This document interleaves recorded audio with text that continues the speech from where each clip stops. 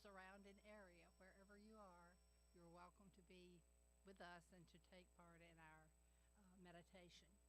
I will be reading a short section this morning from a book by John Chittister called Following the Path, and it's called The Search for a Life of Passion, Purpose, and Joy. So if we can all find passion, purpose, and joy, we are well blessed in this endeavor. So let me read a little bit of this, then we will have a few moments of quiet meditation, and then we will return for the service. We use a raft of words for happiness in the world: delight, enjoyment, contentment, fun, excitement, pleasure, cheerfulness. But none of them really hits the mark. At most, they describe feelings that come and go with the wind. Describe something that exists in relationship to something else. Is that my phone? Okay. When the party is over, the delight goes with it. When the Ferris wheel stops, the excitement ends too. No, happiness cannot possibly be any of those fleeting, transitory things. Happiness is a great deal more than any impulse and its dependence on the mood of the moment. Happiness exists on its own. It is a steady state operation of the soul. It sees every day through a filter of basic satisfaction. Traditional definitions of a person's call in life, however, never mentioned happiness as one of its dimensions, at least not happiness here on earth. Thomas Aquinas, the great philosopher theologian of the 13th century, for instance, argued that happiness had to do with union with God. Happiness was earned during our lifetime, but not necessarily expected to be enjoyed here on earth. Happiness, real happiness, the theology implied, could only really be expected when death united us with God. Earthly happiness was not a topic in this catechism. A call in life, in that world, meant to give one's life to God in some particular religious way. And even then, there was no notion that a person would necessarily see it as a way to fulfill the search for personal happiness on earth. It meant simply to do the will of God, however difficult.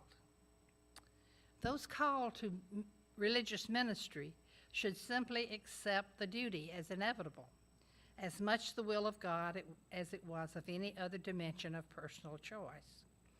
What accounted for this destiny, however, was that it was that explained how that destiny got forged, other than the oblique or whimsical will of God, of course. Who knew? Most of all, how a person might recognize the will of God in their regard, or what might make that sacrifice possible, let alone a happy choice when unexamined. Neurologists have discovered that the brain is configured for happiness.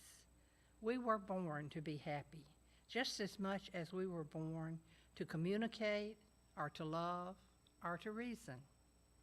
The very physiology of the brain is designed for happiness, which is why mood-changing drugs work.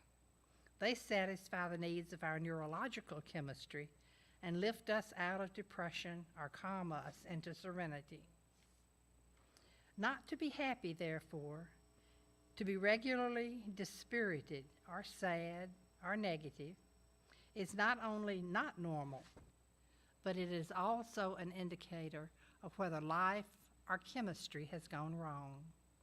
Whole institutions and occupations have sprung up to help people find happiness. Their findings rank among the most startling scientific discoveries of the 21st century. I have known, and this is Chittister talking, I have known, for instance, what it is like to be sick and happy at the same time.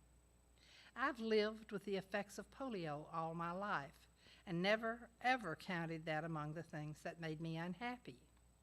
Tired, yes. Limited in some ways, maybe, but not unhappy. And I've also known what it is to be doing something good, like teaching rather than writing, and be unhappy at the same time. It's not difficult to understand that happiness is real. We have felt its fleeting presence. We know the depth of the pit within us waiting to be filled with it. We have seen happiness in people whose lives we doubt we ourselves could ever possibly bear. In paraplegics, in the poor, we have to ease our way through life. In the forgotten ones, from nameless burials who come into our plush living rooms on TV screens. One thing for sure, in our world, happiness has become big business. We sell it in cosmetic bottles and buy it in weight loss programs. We're told that it's in marriage, and then later that's in divorce. We expect it from our families. And when that fails, hope that by starting over again with a total stranger in another company and another city and another position with more pay, that we'll do better next time. And why doesn't it happen if, as the scientists say and our hearts insist, we're all really meant to find it? Because as Greek philosophers knew centuries ago, happiness doesn't come from outside of us. Happiness comes from the inside. Happiness has something to do with what we do with who we are. Clearly, pleasure and happiness are not synonyms. What fills our heart with happiness, basically, ironically enough, is not what we get out of the world. It's what we put into it. Being about something worthwhile. Spending our lives on something worth spending a life on is what, in the end, makes us happy. A creative God doesn't complete creation. I am convinced so that we might have the happiness that comes with continuing to co-create it for ourselves.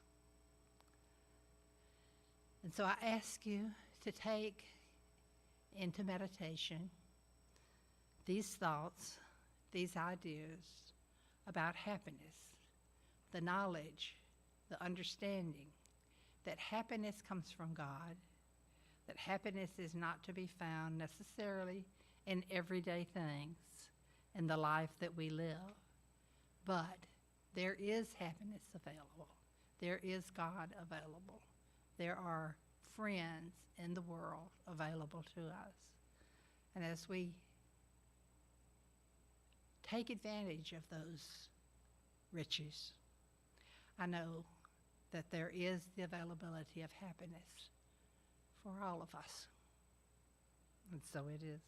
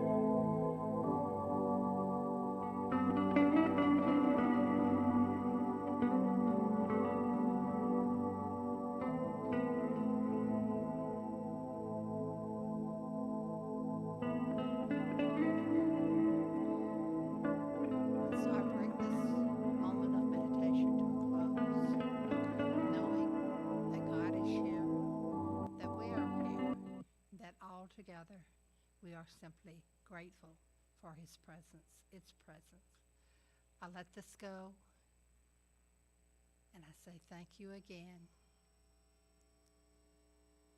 And I invite you to join me as we say together, thank you for this. Amen.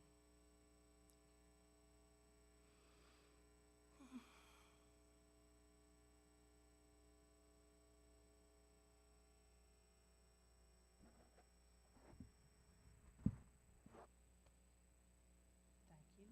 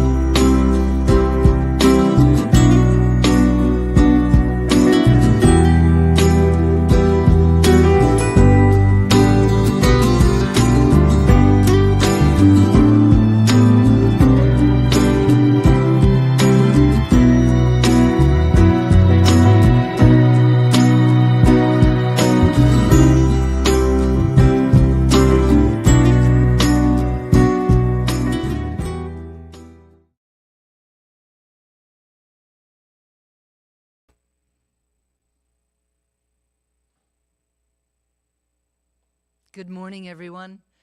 Welcome to the Triangle Center for Spiritual Living. We are so glad that you have chosen to join us this morning, whether you're here in the room at 4 Points by Sheraton or you've invited us into your homes through the power of live streaming.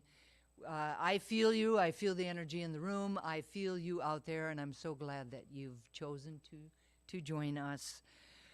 The Triangle Center for Spiritual Living is a spiritual community that honors and all paths and promotes global transformation through personal transformation. We are a spiritual community that can support you as you strive to create a personal relationship with God, a spiritual community in which you are respected and accepted just for who you are, a space and place for inspiration, insight, and revelation, as well as loving support to continue to grow and evolve into your highest and best self. No matter where you are on your spiritual path, you are welcome here. We are part of a larger organization called Centers for Spiritual Living, and Centers for Spiritual Living has 450 centers, teaching chapters, and special focus ministries throughout the world in 35 different countries. Centers for Spiritual Living is a practical and positive philosophy, faith, and way of life that is dedicated to transforming individual lives through our powerful principles and practices, and for also assisting the world really to explore new ways and new possibilities to become a world that works for all. So we're very glad again that you have chosen to join us. Look at these beautiful flowers here today. Now these beautiful flowers are dedicated to Betty Currier on the occasion of her 86th birthday. And the dedication is from Heather Abbott. She says, Betty, I am so blessed to have you in my life and to take this moment to shower you with love on your special day. I know how you have blessed our community over the years through your service, support, friendship, and light. And I know that the world is a much better place because of your presence in it. I love you. Happy birthday. Love, Heather.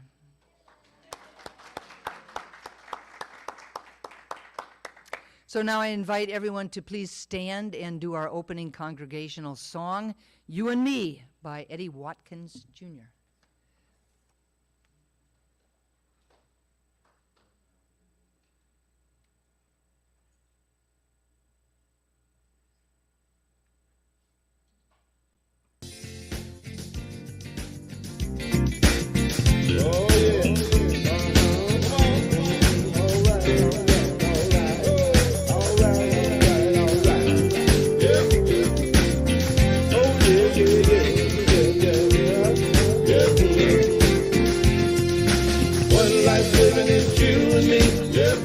Shining is you and me. One love, loving is you and me. 'Cause God is all there is. One life living is you and me. One light shining is you and me. One love, loving is you and me. 'Cause God is all there is. I'm shining from the inside out. I'm so happy. I just want to shout. One life living is you and me. One light shining is you and me. One love loving is you and me. 'Cause God is all there is. One life living is you and me. One light shining is you and me. One love loving is you and me. 'Cause God is all there is. I'm shining from the inside out. I'm so happy. I just want to shout. One life living is you and me. One light shining is you and me. One love loving is you and me. 'Cause God is all there is. One life living is you and me. One light shining is you and me. One love loving is you and me. 'Cause God is all there is.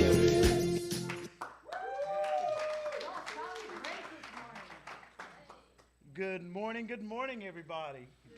And once again, welcome to the Triangle Center for Spiritual Living. We have announcements again. I'm Sean. I'm Larry. Larry, okay? So here we go. We'll go ahead and start the announcements. Our Wednesday evening service throughout 2024 are called Beyond Sunday. Please join us at 7 on Zoom. The link is available on our Wednesday newsletter or on our website. Throughout the month of April, we will be diving deeply into a psalm for the Wild Built by Becky Chambers. Our conversations throughout the month will be facilitated by Reverend Betty Harris. Okay?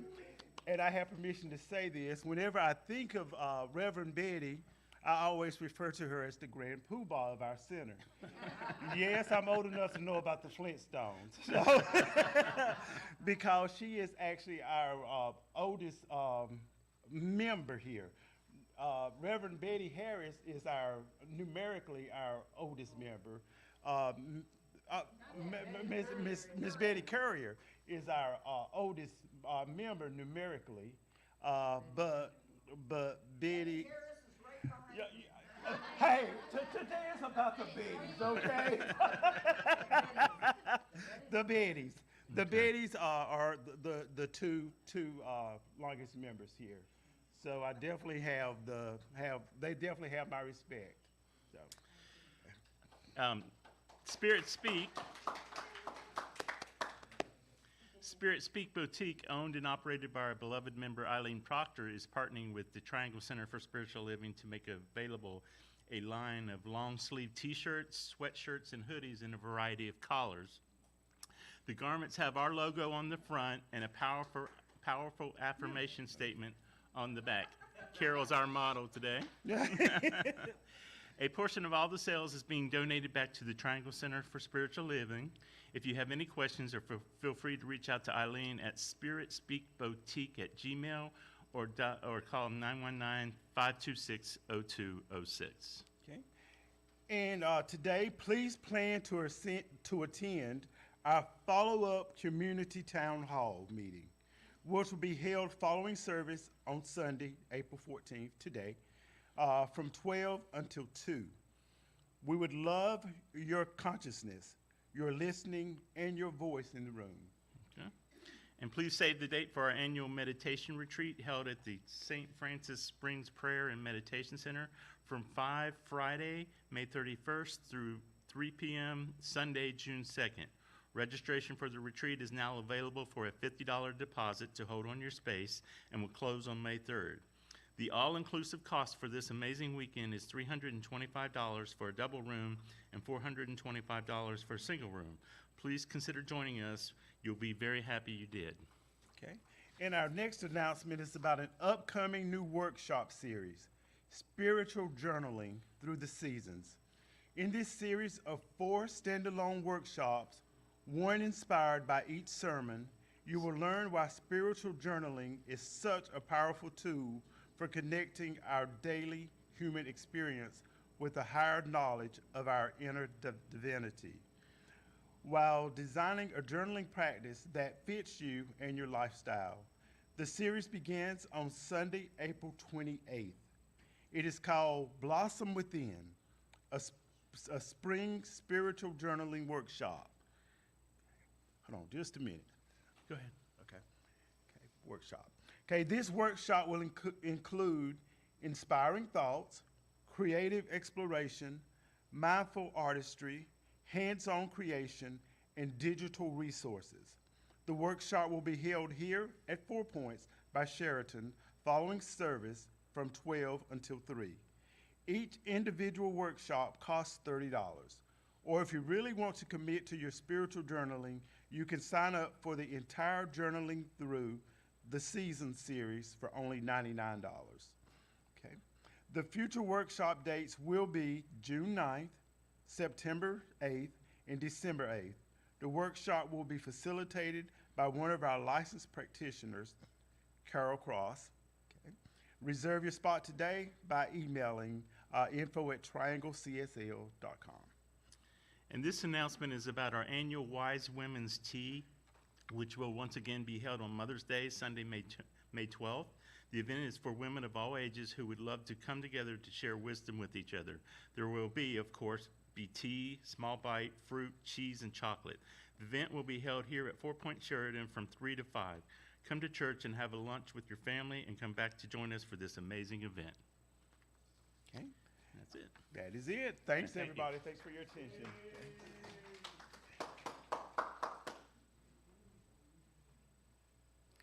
And I just have to tell you, I've been coming to the Wise Women's Tea for a number of years, and there's a lot of good calories there. So, we'll do that. The theme for the year 2024 is a grand rising. The theme for the month of April is Giant Gentleness. That's interesting sounding. And Reverend Dusty's message today is the other in love. Okay. I'm now going to read this community's purpose statement. This is our reason for being here. Our purpose is to inspire, educate, and empower individuals to experience themselves as unique and individualized expressions of God, the love intelligence that governs the universe. We are committed to not merely a theoretical understanding of our oneness and unity with God, but to consciously practice this truth in our everyday lives through celebration, service, study, and fellowship. We are committed to the transformation of our personal lives and to being a powerful and beneficial presence on the planet. With the energy of unconditional love, simply, we are here for God. Okay, I'd like for you to invite you to take a moment and center yourself. Just please turn within, open your heart and mind, and prepare yourself for the service.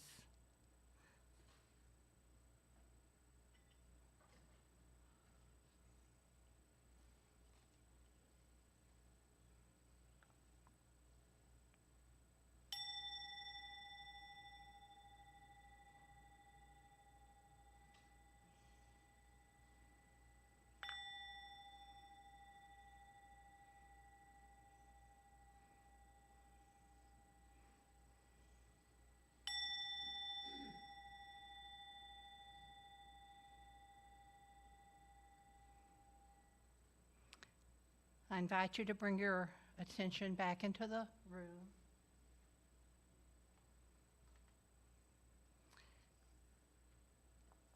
And I invite Betty and Hope to come so they can light the candles.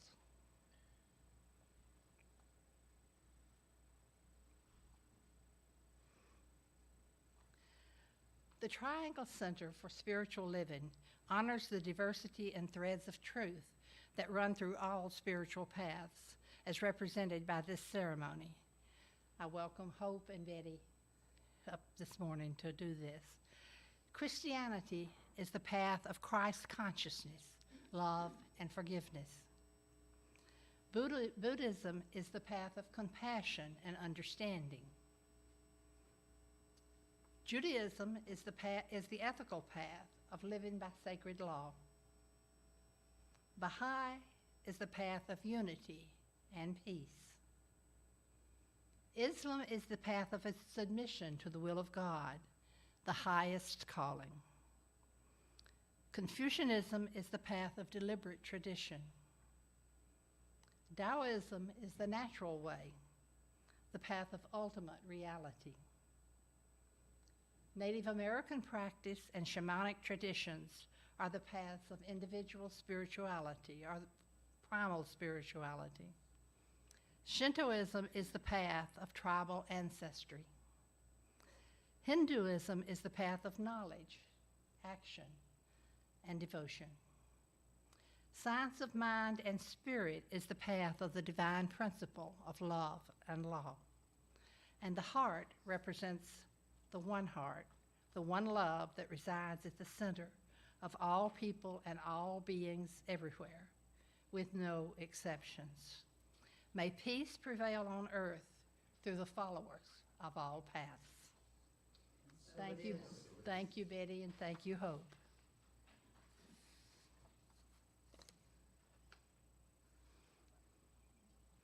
And so I invite you to join me in as I do an invocation.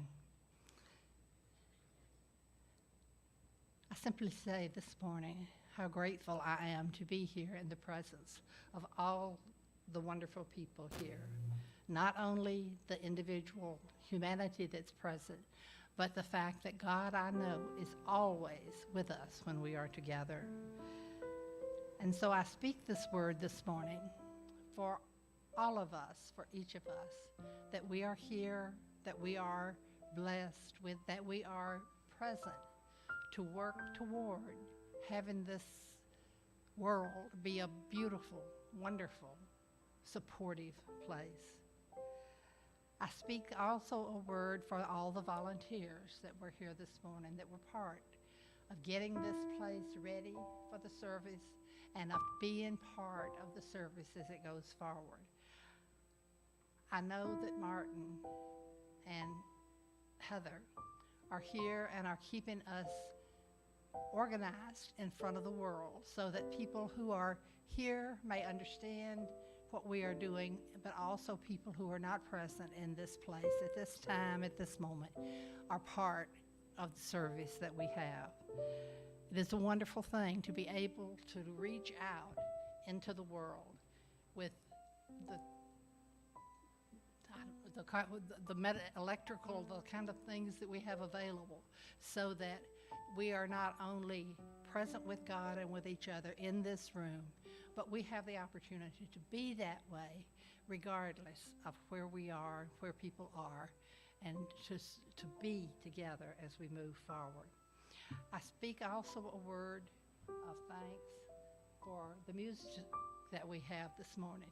It's always a wonderful thing to hear the music, to hear beautiful things taking place, and I am grateful for the opportunity for that. I'm also grateful for each person here, for whatever they bring to this service, for whatever they bring to this place, because I know that it takes us all together to have the joy, to have that we move forward with. And I speak a word too of gratitude for our minister. I know that she is present, that she is always listening to the Spirit, that she is always here.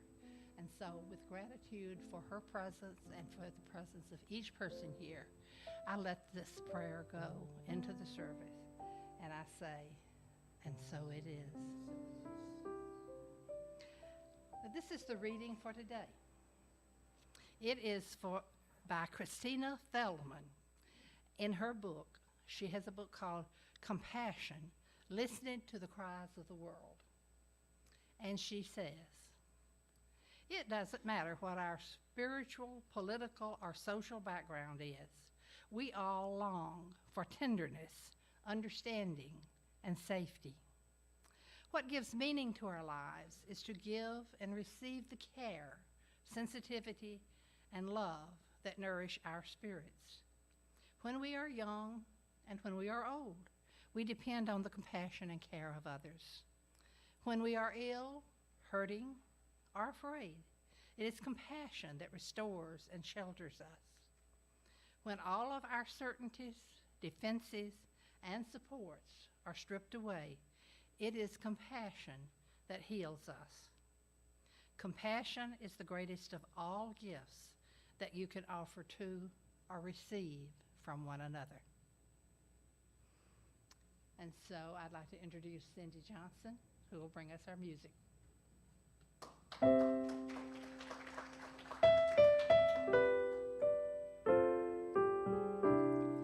When I watch the news, it makes me cry for all of the anger I see. So many souls believing the lie that hatred is all they can be.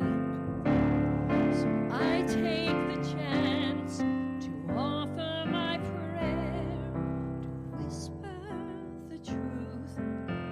And I believe that today is the day that my message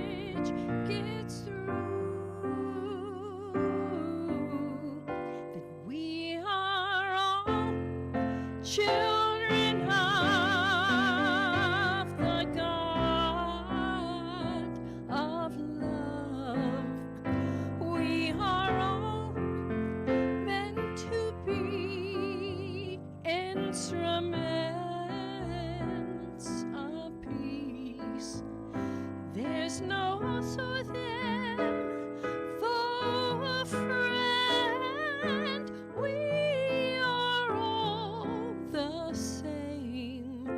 There is only one, 'cause everyone is born with God's name.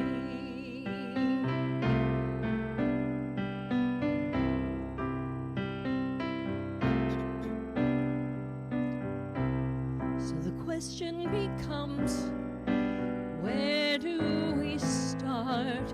How do we heal so much pain? The answer is clear. We open our hearts and let love wash every stain. 'Cause peace in our time begins with a smile, with one open hand. And when we teach by example, the world is sure to understand that we are all meant to be instruments of peace. We are all children of the God of love. There's no us or them, foe or friend. We are all the same. There is only one, 'cause everyone is born with God's name. Sometimes it seems so useless to try, so futile to dream. But remember, the power of creation lies in what we believe. 'Cause we are all children of the God of love. We are all meant to be instruments of peace. There's no us or them, foe or friend.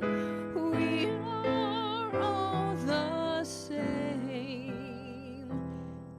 There is only one, 'cause everyone is born with God's name. God's name.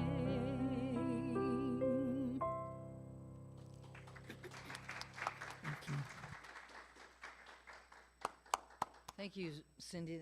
Beautiful. Very, very nice. Welcome to those of you who may have just arrived in the sanctuary. So nice to look out there and see some very familiar faces and some brand new faces that I'm very glad to have in the room. So thank you very much for joining us.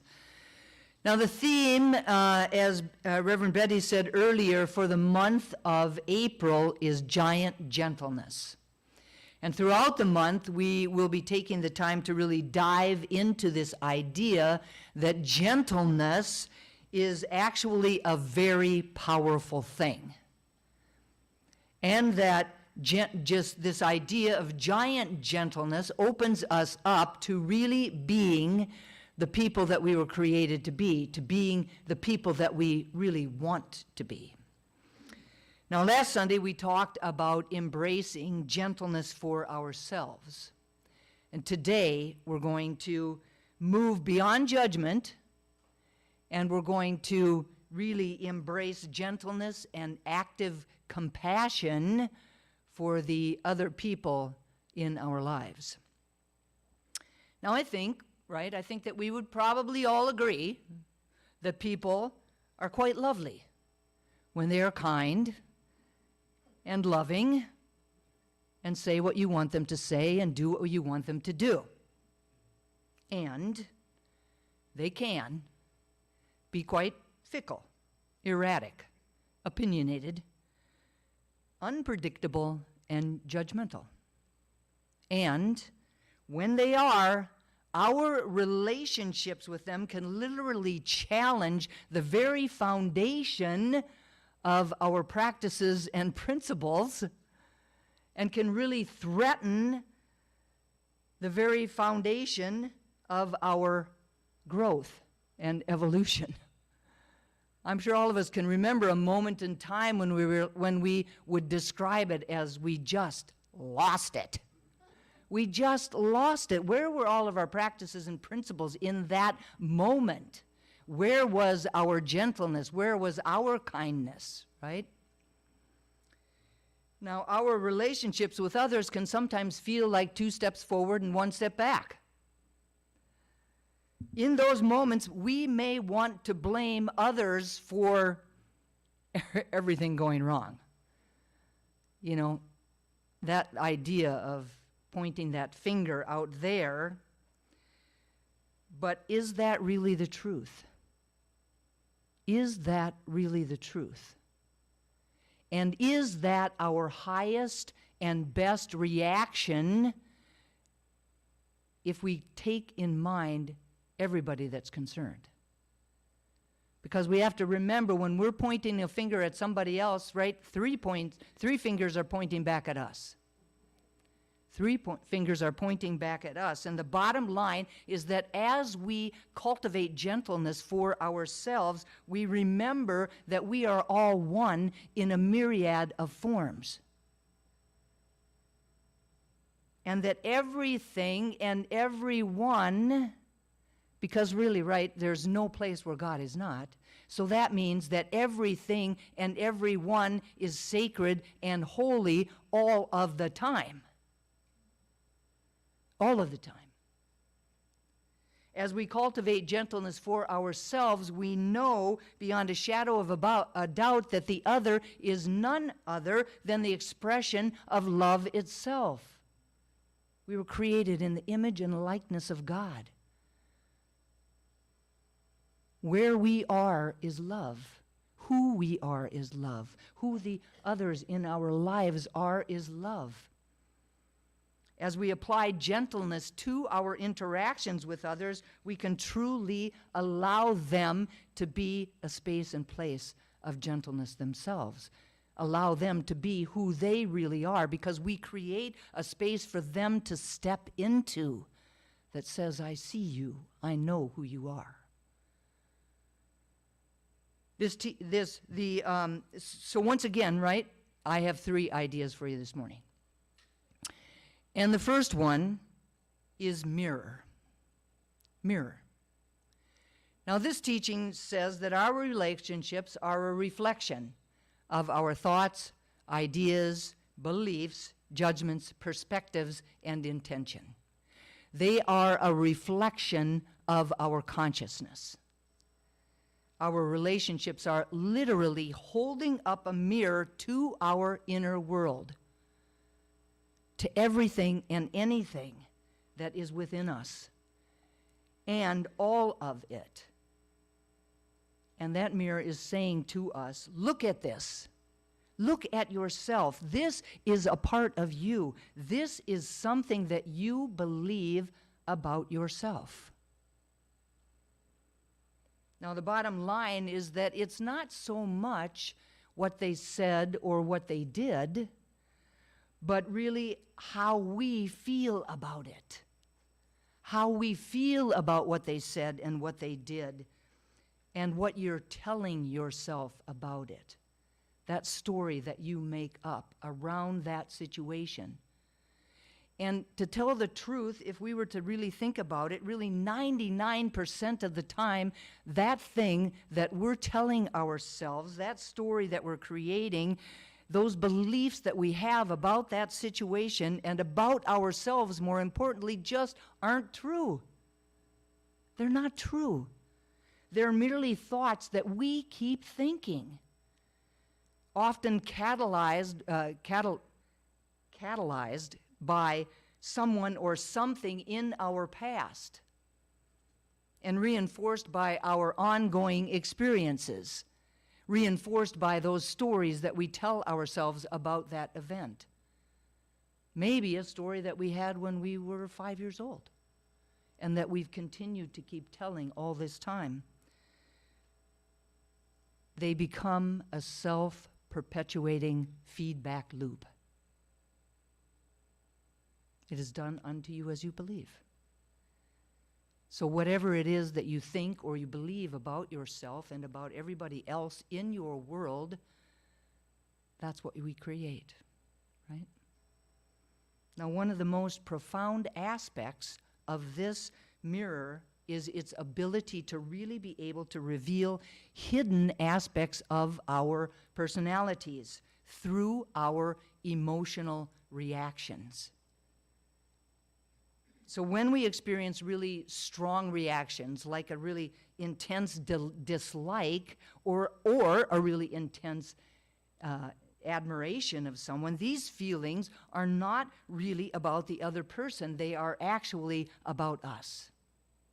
They are actually about us. And by examining these emotional responses, we can actually discover suppressed parts of our personalities, repressed parts of our consciousness that require attention, that require self-love, that require healing. Now, for example, when we encounter someone that we really dislike, bugs the heck out of us. Now, instead of focusing on the other person, we should ask ourselves, what aspect of our own character resonates with them, with whatever it is that we dislike about them? What part of ourselves have we suppressed or have we rejected because we find it unlikable for some reason? And remember, 99% of the time, this isn't true.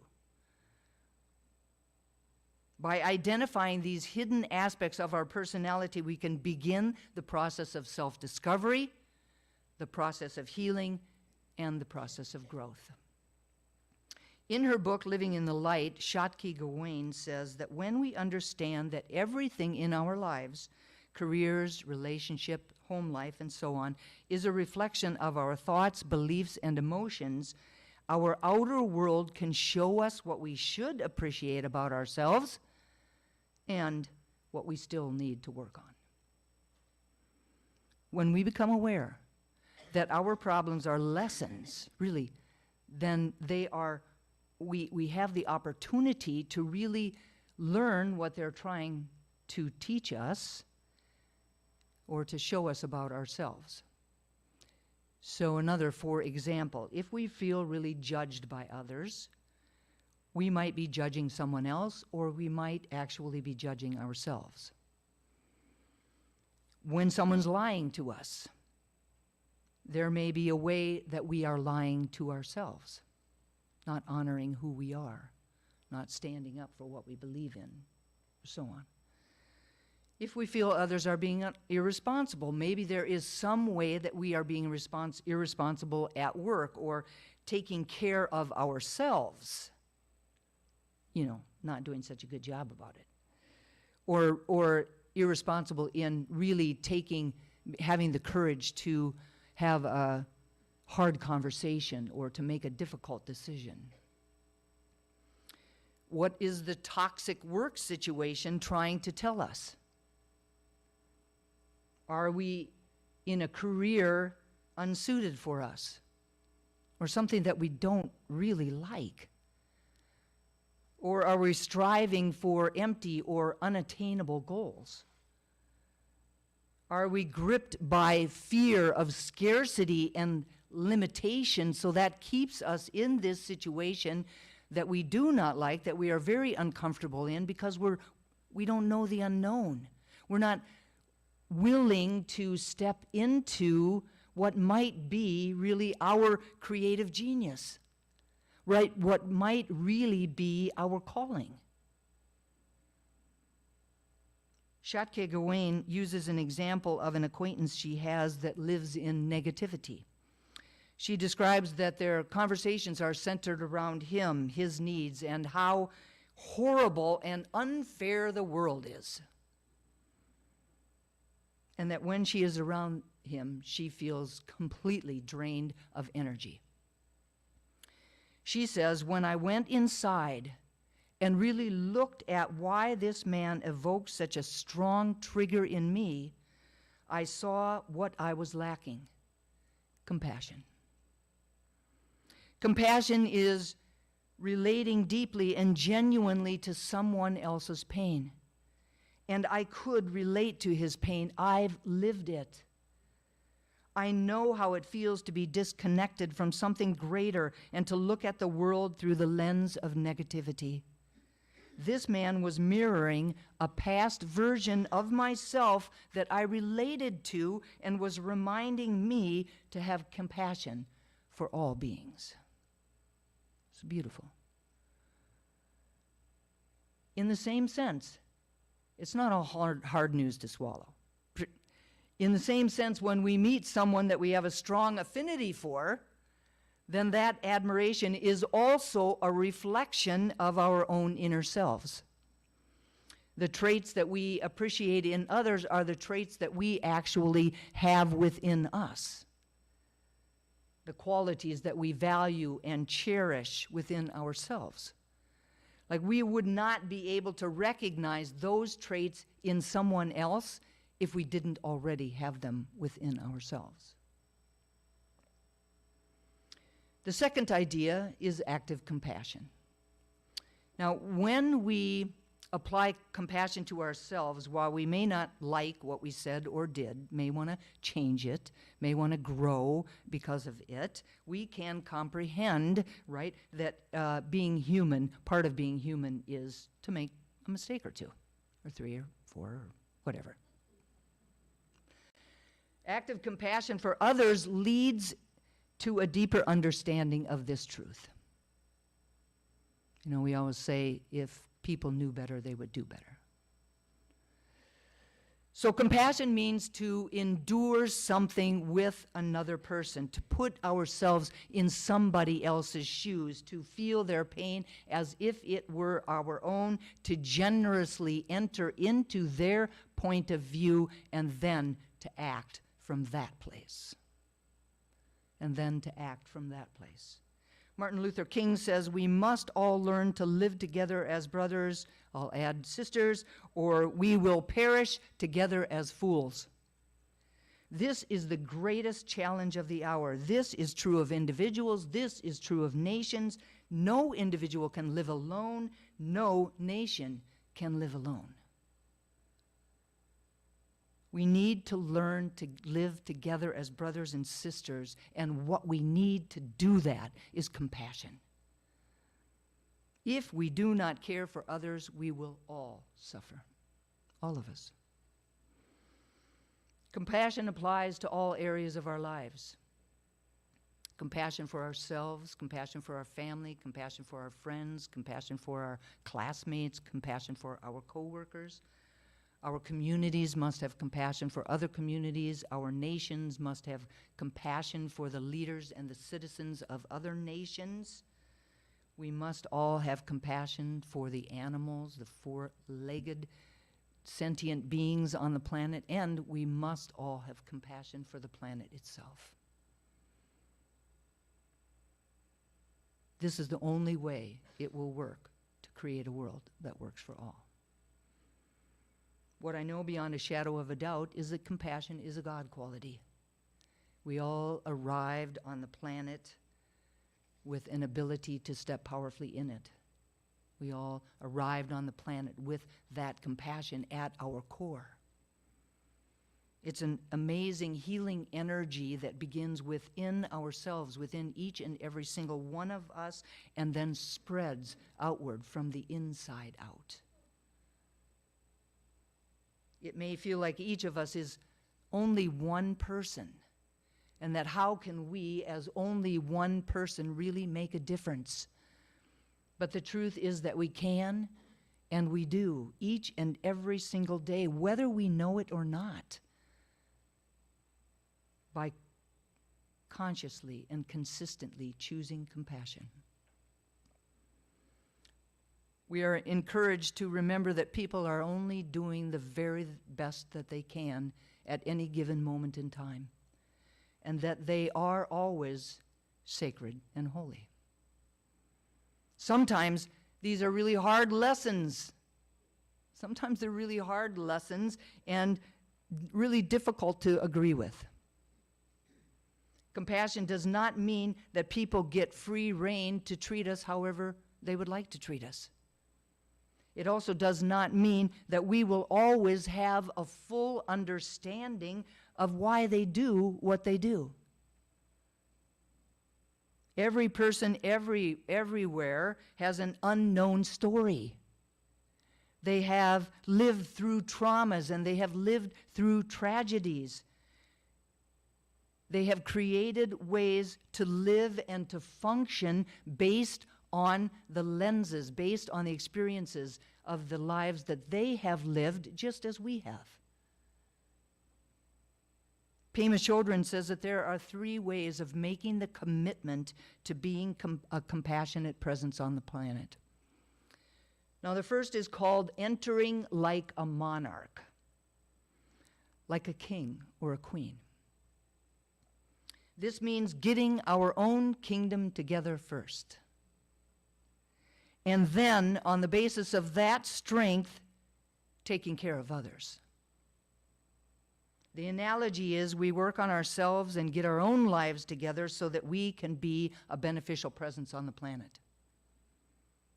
To the degree that we are not triggered anymore, we can stay present and not close our minds and hearts in any situation. The next way to make the commitment to being a compassionate presence on the planet is with the attitude of a ferryman. Here the analogy is that our pain will become a stepping stone for understanding the pain of others.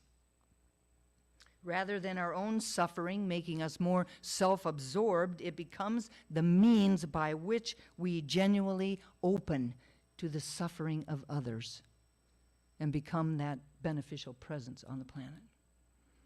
And the third way to make a commitment to being a compassionate presence on the planet is that of a shepherd or shepherdess, whose flock always comes first. This is the fireman entering a burning building, or the mother risking her life to save her child.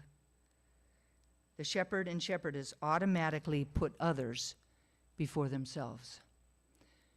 I believe that all 3 of these ways are important, and I think that if we were to take a look and take stock of our own lives, we would find some examples of each of them within our own lives. Christine Feldman, in her book Compassion, Listening to the Cries of the World, says, "Compassion is the most precious of all gifts. In times of sorrow and bewilderment, it is what restores us and offers refuge. It is the force of empathy in your own heart that allows you to reach out and touch the broken heart of another. It is rooted in the heartfelt acknowledgement that others, like ourselves, yearn to be free from suffering and harm and be safe and happy. It is compassion that rescues us from despair and helplessness, that provides a refuge of peace and understanding inwardly and outwardly. Compassion does not claim to be a quick fix for the age-old causes of suffering, nor is it a magic wand, but it will sweep away sorrow. But it is our commitment to compassion and our willingness to nurture it in every moment that gives meaning to life. The third idea is getting space. Now, in his book, Spiritual Economics, Eric Butterworth tells a story about a couple that were planning on visiting New York from England. And they were excited about it, but they were also a little bit apprehensive because they had been hearing from other people that had come to visit New York and had this been kind of conditioned by all the things that they had heard about New York being kind of a sordid and crime-ridden city. So they were a little bit apprehensive about it. Now their host really very thoughtfully took them to the observation deck of one of the city's highest buildings as the first stop on their tour so that they could get a really lofty view of the city. The visitors were delighted and surprised, giving them a really positive initial reaction. Later in a tour of the city, the man remarked that he could not forget the view from the top. They had a wonderful week-long stay and left singing the praises of the friendliest, finest, loveliest city that they had ever been to. Sometimes it might feel that we go through our lives carrying only the weight of our circumstances, that things never go our way, that we never get what we want. From this feeling tone, we will never be able to really appreciate the precious nature of life itself. From this feeling tone, we will never be able to create anything to be grateful about. This is like the difference between seeing New York City from the street level and seeing New York City from the top of one of the tallest buildings. With our head bowed down and our eyes fixed on the ground, it's not hard to see that we would really perceive a world of lack and limitation, chaos and struggle, judgment and resentment. And when that is our perception, when that is where our focus and attention and intention is, then that is all that we will attract. When we're too close to things, those things can get muddled and confusing. Taking our feelings into meditation can give us that space. Taking our feelings into perhaps counseling and journaling can give us that space, can give us that clarity. The invitation is to listen to our inner wisdom, to that voice of God within us. And while we don't believe that God is off in a cloud someplace, the invitation is to look up. Get a different view, a view from the top. A view that's more expansive and not so narrow and confined. If we really want to step into our giant gentleness and open ourselves up to who we say we want to be, we cannot do it independent of others. We can't go up into a cave on a mountain top and meditate our entire life long, every day, day in it. We can't do that. We're here having a human experience. We're here representing God. And the intention is for us to do it with each other, for us to be in relationship with others in our lives. Doing so provides some of the most rewarding and exhilarating experiences that we will have, that we will ever have in our entire life, and they can also be challenging and downright frustrating. The invitation is to recognize our oneness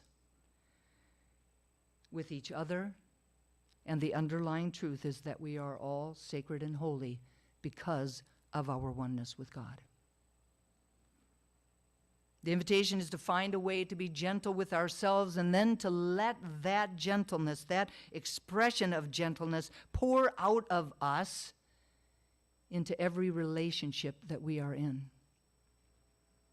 The invitation is to consider that every relationship is a reflection of our own consciousness and that we can reveal aspects of ourselves that are just crying out for healing, crying out to see the light of God to be shown upon them. The invitation is to not react by blaming others, but to take the time and the space to do the inner work, to be able to grow and evolve, to heal those aspects of ourselves that need to be able to be healed so that we can grow and evolve into our highest and best self. The invitation is to step powerfully into the God quality of compassion that we literally arrived on the planet with, to allow ourselves to be God's ambassadors in every arena, in every relationship, in every moment of every day. Truly, this is the only way that we will create a world that works for all. And so it is. So it is.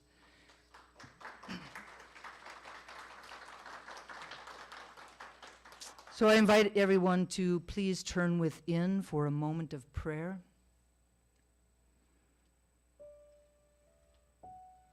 As we really allow this important and yet perhaps difficult teaching to really land on us, to open our hearts and minds to consider the possibility, and to remember and to know that right where we are, God is, that right where everyone is, God is, that right where all sentient beings is, God is, in its fullness and in its wholeness. There is no place where God is not, no way that we can ever be separate from that presence. That it is always there, ready, willing, and able to give us the kingdom of heaven on earth, to feed us, fuel us, guard us, guide us, support us, and unconditionally love us. And while I know that this is true for me and true for us, it's true for everyone else, with absolutely no exceptions. And it's from that place of unity, that deep and abiding oneness, that I speak these words about, and for each of us, truly knowing that we can live our lives from a place of gentleness, from a place of willing to do the inner work, to discover what those three fingers are pointing at rather than just what the one person is pointing at, knowing that the only person we can really change is ourselves. And to know that we don't do it alone. We do it with God's wisdom, God's compassion, God's love, and the support of a loving community such as the Triangle Center for Spiritual Living.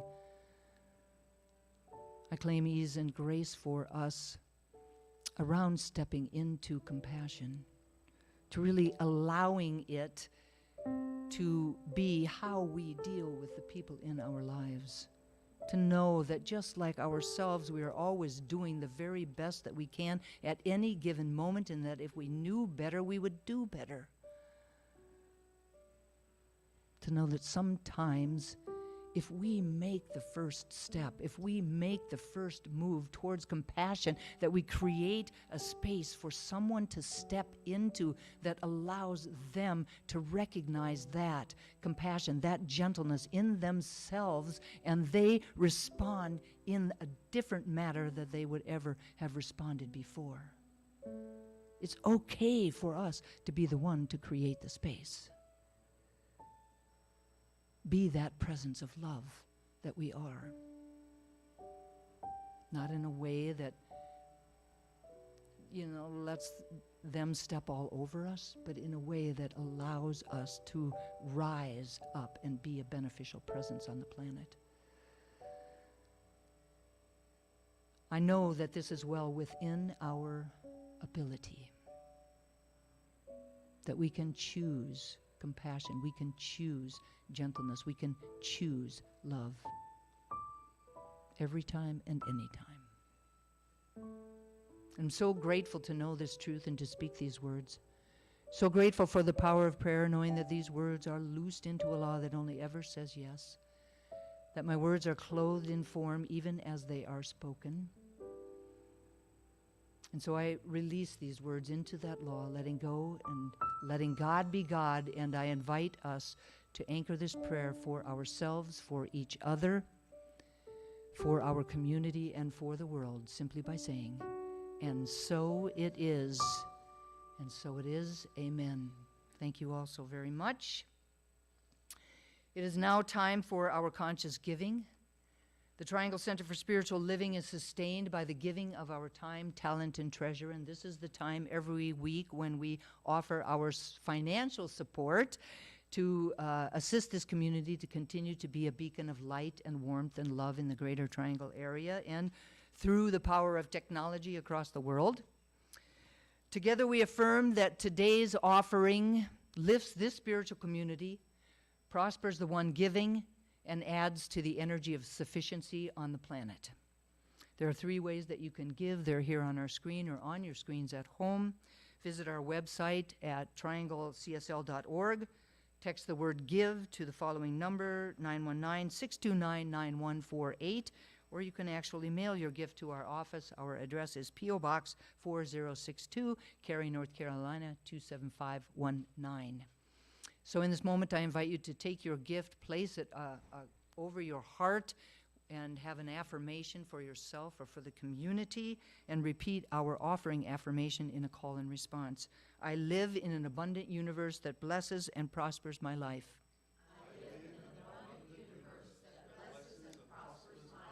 I give with gratitude, knowing that God is my source. And so it is. And so it is. Please welcome, along with me, the amazing Cindy Johnson.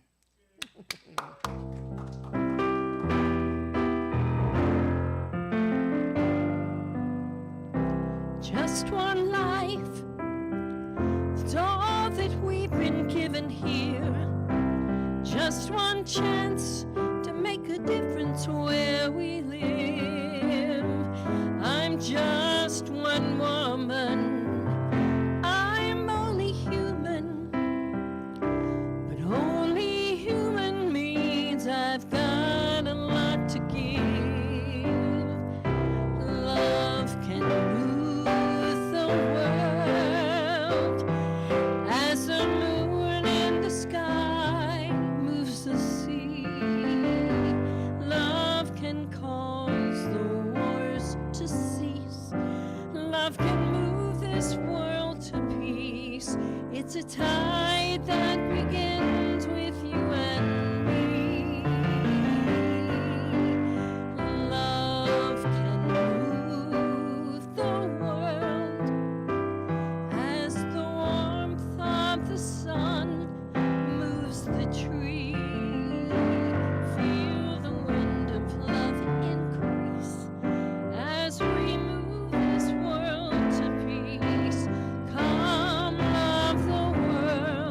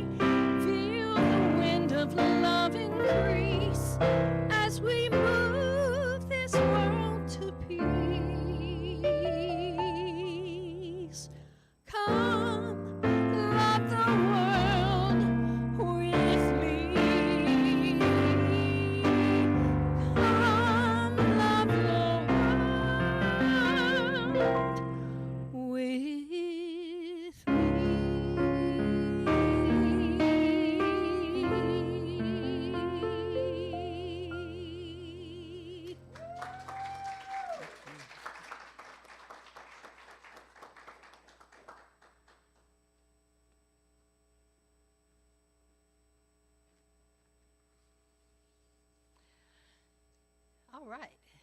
If anyone would like prayer, please go to our website at thetrianglecsl.org. And up on the home page, there's a button in the upper right-hand corner. If you'll click on that button and fill in the request form, we will get that prayer, send it out to all of the ministers and practitioners. And if anyone would like to dedicate a flower dedication for anyone, please contact Heather Abbott at info@trianglecsl.org or Reverend Dusty at dustyrippelmeyer@yahoo.com. Now, in the comfort of your own home, please stand for our April affirmation. This is a, Oh, okay, good. This is a call and response, so please repeat it with meaning. As of today, I affirm that I am building a culture of giant gentleness. As of today, I affirm that I am building a culture of giant gentleness. A culture where I am comfortable in my own skin. A culture where I am comfortable in my own skin. A culture where I am allowed to mess up without it being the end of the world. A culture where I am allowed to mess up without it being the end of the world. A culture where I love myself more often than not. A culture where I love myself more often than not. Here, in this world, I get to be who I authentically am. Here, in this world, I get to be who I authentically am. I am called to share and shine this gentleness into every relationship and every arena I am in. I am called to share and shine this gentleness into every relationship and every arena I am in. And as I do so, I take awareness, compassion, gratitude, and love to new levels and greater heights. As I do so, I take awareness, compassion, Gratitude and love to new levels, and greater heights. and all is well. And all is well, And so it is. so it is. So I invite you to close your eyes for a moment, and I simply say that I'm very grateful to be here this day.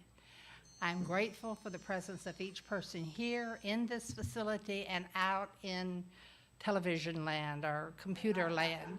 Sorry. So with gratitude for the presence of each person, with gratitude for the fact that I know God is always here, I let this go, and so it is. Thank you. Thank you all so very much for your presence here today or for inviting us into your home. It is a beautiful day. Go out and enjoy it. Spread some gentleness and some love everywhere you go. I look forward to seeing you soon. Oh, yes, right. Those of you that are at home, you still could get here for the town hall meeting. So jump in your car and get on over here. Grab a little snack and come on over because we'd love to see you. We'd love you to be here in the room. I love you all very much. We'll see you soon. Bye.